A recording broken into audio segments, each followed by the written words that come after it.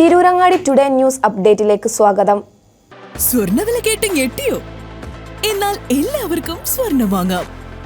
Toba jewellery അവതരിപ്പിക്കുന്നു light weight കളക്ഷനുകൾ, അതിമനോഹരമായ ഡിസൈനുകൾ, 1 ഗ്രാം മുതൽ നെക്ലസുകൾ, ബ്രേസ്ലെറ്റുകൾ, റിങ്ങുകൾ, മിതമായ പണിക്കൂലിയും ആയുഷ്കാല മെയിന്റനൻസ് സപ്പോർട്ടും. ഇനി എന്തിനു സ്വർണ്ണം വാങ്ങാൻ കാത്തിരിക്കണം? ചെമ്മാട് തോബ ജ്വല്ലറിയുടെ ഷോറൂം ഉടൻ സന്ദർശിക്കൂ. വാർത്തകൾ വിശദമായി. ഇരുവൃക്കകളും തകരാറിലായ മകന്റെ ചികിത്സയ്ക്ക് പണം കണ്ടെത്താൻ സ്വന്തം ഭൂമിയിലെ മരങ്ങൾ മുറിച്ചു വിൽക്കാൻ അനുമതി തേടി ഭിന്നശേഷിക്കാരൻ.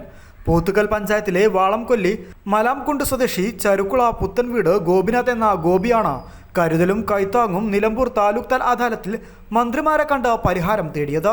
മൂത്ത മകൻ സുശീലന്റെ ചികിത്സയ്ക്കായാണ് ഗോപി തൻ്റെ പേരിലുള്ള 3 ഏക്കർ ഭൂമിയിലെ 65 തേക്ക് മരങ്ങളും പ്ലാവ്, മാവ് തുടങ്ങിയവയും മുറിച്ചു വിൽക്കാൻ അനുമതി തേടിയത്.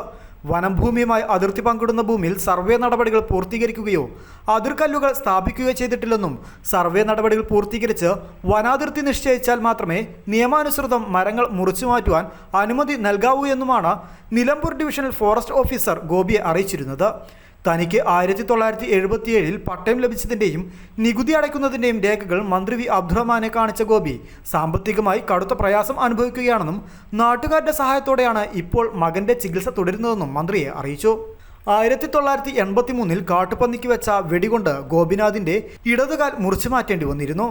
കാട്ടാന കയറി പല മരങ്ങളും നശിപ്പിച്ചെന്നും പ്രളയത്തിൽ റബ്ബർ കൃഷിയടക്കം നശിച്ചെന്നും അദ്ദേഹം മന്ത്രിയെ ബോധിപ്പിച്ചു.